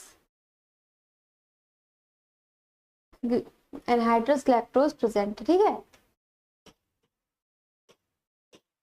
तो हमने आज क्या क्या देख लिया हमारा इलेक्ट्रोफोरेसिस में, हमने इलेक्ट्रोफोरेसिस के बेसिक्स चीजें देख ली, जिसमें आपका क्या क्या था, एक तो हमने क्या देखा कि इलेक्ट्रोफोरेसिस हम लोग यूज किसके लिए कर रहे हैं, तो हम लोग बायोमोलिक्यूल्स के लिए यूज कर रहे हैं ना, बायोमोलिक्यूल के सेपरेशन के लिए यूज कर रहे हैं। तो सेपरेशन अब वो किस बेस से रहा है, तो सेपरेशन हम कैसे करें, चार्ज और साइज के बेस पे। तो चार्ज के साइज और साइज के बेस पे हमने एक फॉर्मूला देखा, v equals to Q E upon F, ठीक है, जहाँ पे एफ हमारा क्या है, फ्रिक्शनल कोफिशिएंट।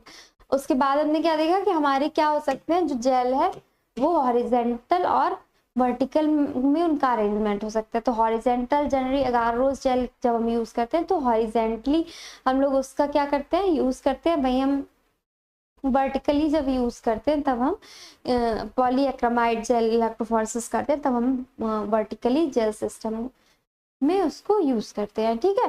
फिर हमने क्या देखा कि हमारी करंट बढ़ाने से क्या हो रहा है, वोल्टेज बढ़ाने से हमारा करंट इंक्रीज हो रहा है, सेपरेशन इंक्रीज हो रहा है, बट हमारा हीटिंग भी हो रही है। अब उसी हीटिंग को कम करने के लिए हम क्या कर सकते हैं, जो हमारी पावर सप्लाई कांस्टेंट कर दें, प्लस आपका क्या करें हम कि जो कूलिंग हमारा कूलिंग apparatus प्रोवाइड करवाएं, ताकि हमारे क्या हो कि हीटिंग ना हो पाए। अगर हीटिंग होगी तो हमारे बैंड्स क्या है, प्रॉपर नहीं मिलेंगे, ठीक है। फिर हमने एक फिनोमिना देखा, इलेक्ट्रो इंडो ऑस्मोसिस। तो इलेक्ट्रो इंडो ऑस्मोसिस या इलेक्ट्रो ऑस्मोटिक फ्लो में क्या था कि जब भी सपोर्ट मीडिया की वजह से क्या हो जाए, उसके सपोर्ट मीडिया में जब जो सब्सटीट्यूट आयंस प्रेजेंट है वो आयनाइज होके क्या करे, मूवमेंट करने लगे सारे कैथोड की तरफ, तो क्या उनको बोलेंगे, उस फिनोमिना को इलेक्ट्रो इंडो ऑस्मोसिस, ठीक है।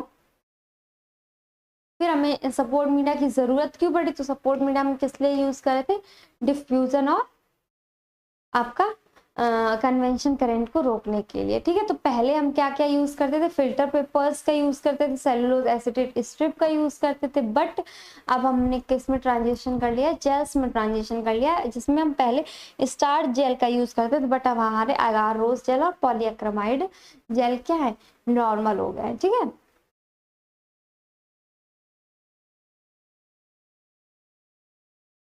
ओके, तो आज और हमने क्या देखा, एगारोस जेल के बारे में देख लिया। अब हम पॉलीएक्रमाइड जेल के बारे में नेक्स्ट पढ़ेंगे। तब तक हम क्या करते हैं, कुछ क्वेश्चंस इसके सॉल्व कर लेते हैं। Okay,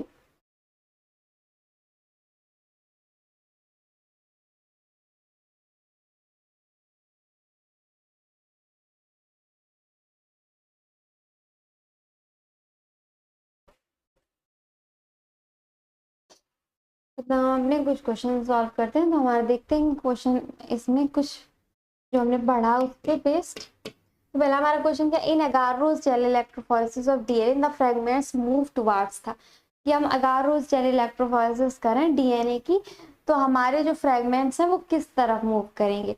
negative electrode means cathode की तरफ, पॉजिटिव इलेक्ट्रोड्स एनोड की तरफ, either electrode depending on fragment size, किसी भी इलेक्ट्रोड की तरफ मूव कर सकते हो, उसके साइज पे बेस्ड होगा, या न्यूट्रल नो मूवमेंट, या कोई भी मूवमेंट नहीं होगा। तो बताइए क्या क्या होगा इसका आंसर हर्षित।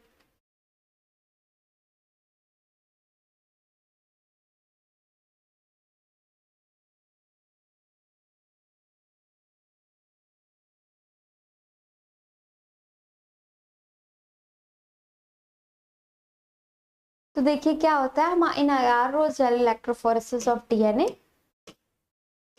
तो देखिए जो हमारा डीएनए वो कैसा है, निगेटिव, ठीक है, निगेटिवली चार्ज डीएनए में जनरली कैसा चार्ज होता है, निगेटिव, ठीक है। तो अब जब उसके ऊपर निगेटिव चार्ज है तो वो किसकी तरफ मूव करेगा, पॉजिटिव इलेक्ट्रोड की तरफ। तो वो हमारा किसकी तरफ मूव करेगा, एनोड की तरफ। ओके, तो ये हमारा किसकी तरफ मूव करेगा, तो आपका कौन सा ऑप्शन करेक्ट हो जाएगा, option number B, positive electrode anode. Cathode की तरफ नहीं मूव करेगा क्योंकि वो खुद भी निगेटिव है, तो नहीं।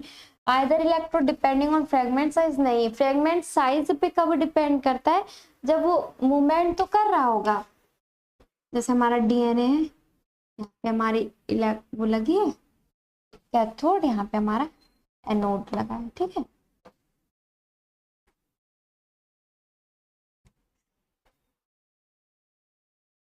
तो क्या हुआ कि जो डीएनए के यहाँ पे फ्रेगमेंट्स हैं वो क्या करेंगे, इस साइड मूव करेंगे, ठीक है। तो इसकी एनोड की तरफ मूव तो करेंगे, बट कैसे, जिसका जो लार्ज डीएनए होगा उसका मूवमेंट स्लो होगा तो वो पीछे रह जाएगा, जिसका मूवमेंट जो स्मॉल होगा उसका मूवमेंट ज्यादा होगा और वो आगे पहुंच जाएगा, ठीक है। तो इस तरीके से मूवमेंट करेंगे, ये नहीं होगा कि किसी भी इलेक्ट्रोड पे चले जाए बट वो साइज पे डिपेंड करेगा, तो ऐसा नहीं होगा। तो हर्षित ऑप्शन नंबर बी, हाँ, तो इसका करेक्ट ऑप्शन आंसर क्या हो जाएगा, ऑप्शन नंबर बी, ठीक है। न्यूट्रल नो मूवमेंट, तो ये तो गलत ही है। अब चलते हैं अपने नेक्स्ट आंसर की तरफ। तो नेक्स्ट क्वेश्चन हमारा क्या है, which of the following factor most directly affects the mobility of molecules during gel electrophoresis. तो जब हम जेल इलेक्ट्रोफोरेसिस करवाते हैं तो इनमें से कौन से फैक्टर हैं जो डायरेक्टली अफेक्ट करते हैं मॉलिक्यूल्स की मोबिलिटी को, ठीक है। जो हमारे मॉलिक्यूल्स हैं उनकी मोबिलिटी को कौन से फैक्टर्स अफेक्ट करते हैं, मतलब वो कैसा मूवमेंट करेगा, ये किस पे डिपेंड करेगा। तो आपका ऑप्शन है मॉलिक्यूलर साइज पे, उसके मास पे, चार्ज कैसा है, पीएच कैसा है बफर का, हेंस चार्ज स्टेट, या आपका डी ऑल ऑफ दीज। तो बताइए इसका आंसर क्या होगा। क्या पूछा गया कि किस फैक्टर पे हमारा जो मॉलिक्यूल्स है उनकी मूवमेंट डिपेंड करेगा या मोबिलिटी डिपेंड करेगी। ओके,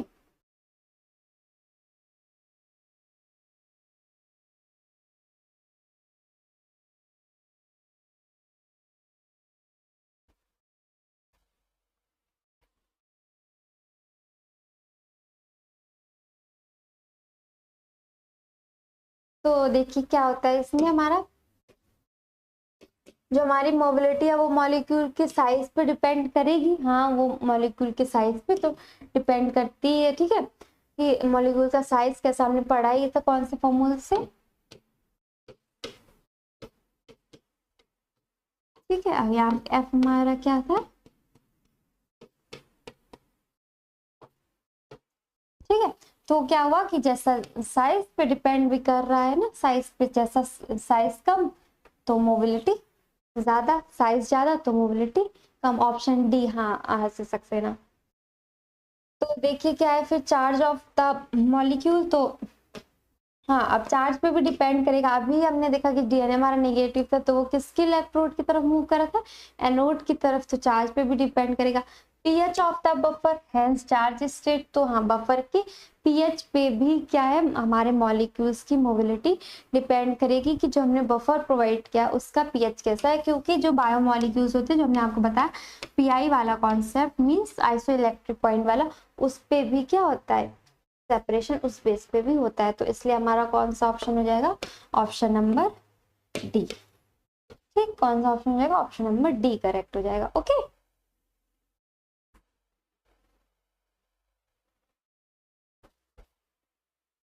अब चलते हैं अपने नेक्स्ट क्वेश्चन की तरफ। तो नेक्स्ट में देखिए क्या है, which statement is not true regarding jail electrophoresis of nucleic acid और प्रोटीन्स। इनमें से कौन सा स्टेटमेंट नहीं सही है? ठीक है, नॉट ट्रू किसके लिए? न्यूक्लिक एसिड और इलेक्ट्रोफोरेसिस ऑफ न्यूक्लिक एसिड और प्रोटीन। तो न्यूक्लिक एसिड और प्रोटीन की इलेक्ट्रोफोरेसिस के लिए कौन सा स्टेटमेंट सही नहीं है? तो ए हमारा ऑप्शन है, smaller fragment move faster through the gel matrix. Smaller fragments ज्यादा जल्दी मूव करते हैं। The direction of migration depends on net charge of molecules. Migration किस तरफ होगा? वो मॉलिक्यूल के नेट चार्ज पे डिपेंड करता है। Temperature has a larger direct effect on electrophoretic mobility than charge और साइज। तो जो हमारा टेम्परेचर है वो ज्यादा इफेक्ट करता है मोबिलिटी को बजाय चार्ज और साइज के, है ना। और डी हमारा, changing the pH of the running buffer can change the net charge of protein and दस इट्स मोबिलिटी। अगर हमने रनिंग बफर का पीएच चेंज कर दिया तो हमारे प्रोटीन की भी जो क्या है नेट चार्ज है वो चेंज हो जाएगा और वो उसके मोबिलिटी को चेंज कर देगा। Option C.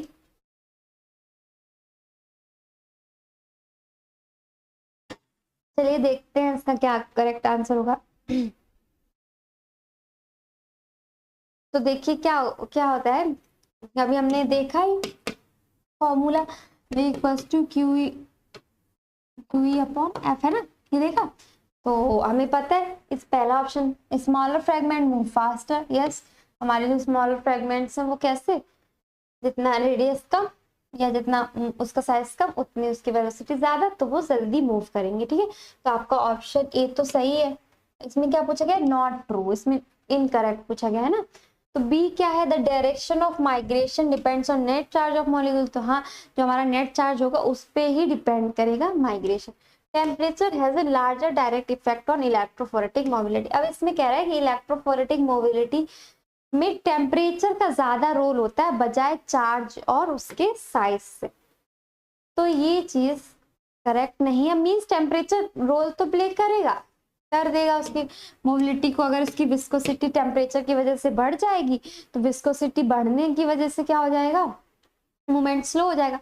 बट उसका डायरेक्ट इफेक्ट नहीं होता है। टेम्परेचर का इफेक्ट जो है हमारा डायरेक्ट नहीं, कैसा इनडायरेक्ट इफेक्ट वो शो करेगा।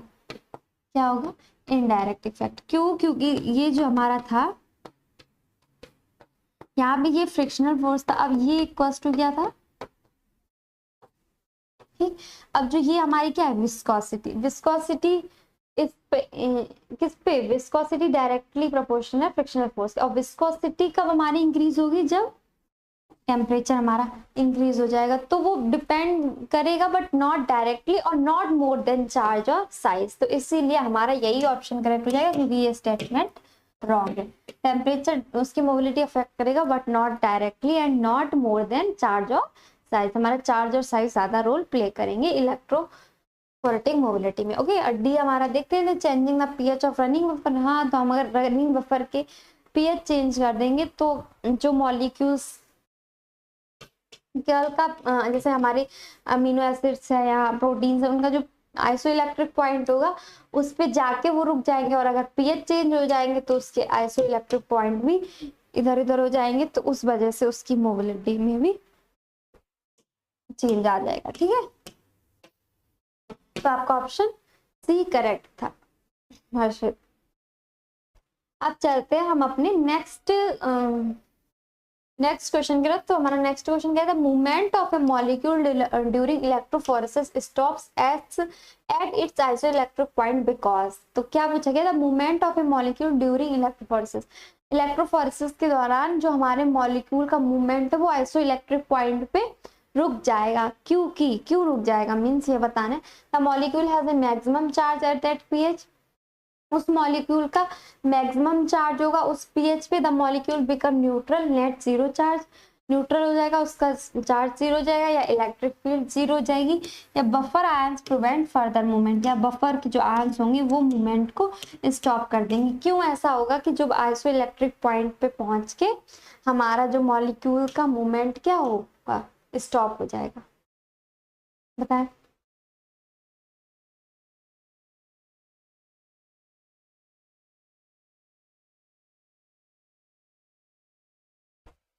तो देख लीजिए क्या होता है कि हमने बताया ना आपको आइसो इलेक्ट्रिक पॉइंट का मतलब अभी क्या था हमारा आइसो इलेक्ट्रिक पॉइंट।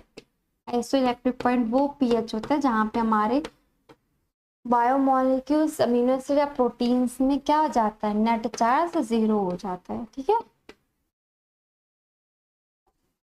मतलब ये सारे सबका अलग अलग अलग अलग अमीनो एसिड है तो अलग अलग पीआई उसका होगा, अलग अलग पीएच पे जाके वो ग्लिटर आयन फॉर्म करेंगे। ठीक है, अबे चार्जेस तो होते हैं बट नेट चार्ज जीरो होता है, not charge zero, it's net charge zero. Okay, तो net charge zero, net charge zero हो जाएगा उस पीएच पे। ठीक है, तो जब उसका नेट चार्ज जीरो हो जाएगा तो जहाँ पे जहाँ जहाँ जो उसका पीआई होगा, मतलब आइसो इलेक्ट्रिक पॉइंट होगा, उसी पीआई में जाके वो क्या होगा, स्टॉप हो जाएगा, वो बायोमोलिक्यूल उसी पीआई पे जाके स्टॉप हो जाएगा। ठीक है, तो अब इसके ऑप्शंस क्या हैं, the molecule has maximum charge at that pH, तो नहीं, मैक्सिमम चार्ज होगा उस पीएच पे इसलिए स्टॉप हो जाएगा, नहीं। The molecule become neutral, molecule है जो हमारा वो न्यूट्रल हो जाएगा, तो हाँ उस क्यों स्टॉप हो जाएगा आइसो इलेक्ट्रिक पॉइंट पे, क्योंकि उस टाइम पे जो हमारा मॉलिक्यूल है वो न्यूट्रल, उसका नेट चार्ज जीरो हो जाएगा। ठीक है, तो इसलिए हमारा कौन सा ऑप्शन करेक्ट हो जाएगा, ऑप्शन नंबर बी। ठीक है, इलेक्ट्रिक फील्ड जीरो, नहीं, इलेक्ट्रिक फील्ड से कोई लेना देना नहीं है। बफर आयंस प्रिवेंट, तो बफर आयंस नहीं, उसके मूवमेंट को रोक देंगे तो ऐसा नहीं होगा, बफर आयंस उसके मूवमेंट्स को, मॉलिक्यूल के मूवमेंट को नहीं रोकेंगे, क्या होगा, वो अपने आइसो इलेक्ट्रिक पॉइंट पे पहुंच के अपने आप ही न्यूट्रल हो जाने की वजह से स्टॉप हो जाते हैं। ये एक टेक्निक होती है जिसे हम आइसोइलेक्ट्रिक फोकसिंग करते हैं, आइसोइलेक्ट्रिक फोकसिंग बोलते हैं। तो आइसोइलेक्ट्रिक फोकसिंग में आइसोइलेक्ट्रिक पॉइंट के ही बेस पे हम क्या करते हैं, सेपरेशन करते हैं। ओके,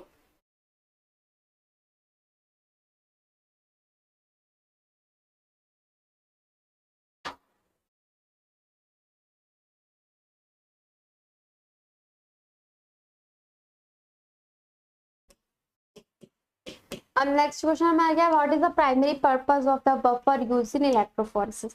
तो प्राइमरी पर्पस क्या है बफर का इलेक्ट्रोफोरेसिस में, to provide colour to visualise migration, ये कलर प्रोवाइड करता है माइग्रेशन को विजुअलाइज करने के लिए, to maintain a constant pH and conduct electric current, pH को मेंटेन करने के लिए और इलेक्ट्रिक करंट को कंडक्ट करवाने के लिए, to increase the speed of migration, migration की स्पीड को इंक्रीज करने के लिए, या to dissolve the sample molecules, sample के मॉलिक्यूल्स को क्या करने के लिए, डिसॉल्व करने के लिए। तो किस किस लिए हम बफर्स का यूज करते हैं, बताइए इसका आंसर क्या होगा।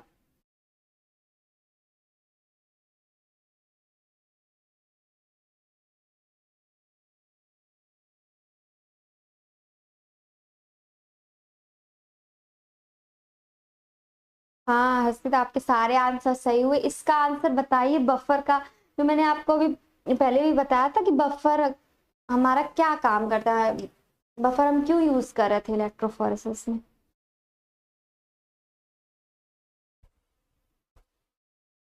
आपने पूछा भी था कि ये किस तरीके से मेंटेन कर रहा है, क्या मेंटेन कर रहा था बफर हमारा इलेक्ट्रोफोरेसिस में।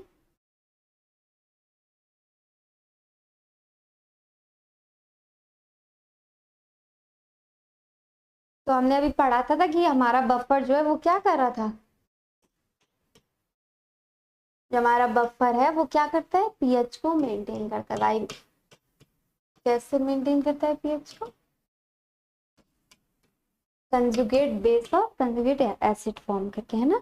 तो इसका काम क्या है, पीएच को मेंटेन, पीएच चेंज हो जाएगा तो फिर हमें बैंड्स प्रॉपर नहीं मिलेंगे। तो to provide colour to visualise migration, नहीं, इसके लिए हम क्या यूज करते हैं विजुअलाइजेशन के लिए, स्टेनिंग और ऑटो रेडियोग्राफी, है ना, रेडियो स्टेनिंग का यूज करते हैं, तो बफर का ये कोई काम नहीं। To maintain a constant pH, तो हाँ इसका ऑप्शन कौन सा करेक्ट होगा, option number B, to maintain a constant pH को मेंटेन करने के लिए और इलेक्ट्रिक करंट को कंडक्ट करवाने के लिए हम बफर का यूज करते हैं। Okay, to increase the speed of migration, नहीं, बफर का स्पीड से लेना देना नहीं कुछ, मीन्स उसकी विस्कोसिटी से है, बट एज सच जो क्वेश्चन इसमें पूछा गया वो उससे ये रिलेटेड नहीं है। To dissolve the sample molecule को डिसॉल्व करने के लिए नहीं, तो जो अप्रोप्रिएट आंसर होगा वो हमारा कौन सा होगा, ऑप्शन नंबर बी। ठीक है, ऑप्शन नंबर बी। ठीक, समझ में आ गई। तो आज हमने अपना क्या क्या देख लिया, इलेक्ट्रोफोरेसिस की बेसिक्स देख ली, और अगारोस जेल की फॉर्मेशन, उसको कैसे हम लोग फॉर्म कर रहे थे, जेल को लेके हीट कर रहे थे बॉइलिंग करने तक, प्लस फिर उसको कूल करके हम उसका